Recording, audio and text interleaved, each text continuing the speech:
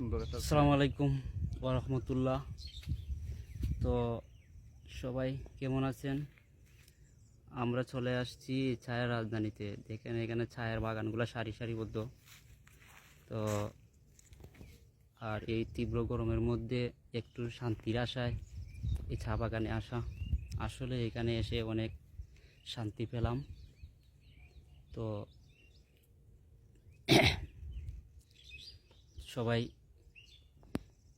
এই গরমের মধ্যে চা বাগানে ঘুরতে আসবেন। আসলে অনেক ভালো লাগবে এখানে আসলে। আরামদায়ক তো আমি আমার এই ফ্রেন্ডকে নিয়ে আসছি। তো এখানে এসে তোমার কেমন লাগতেছে?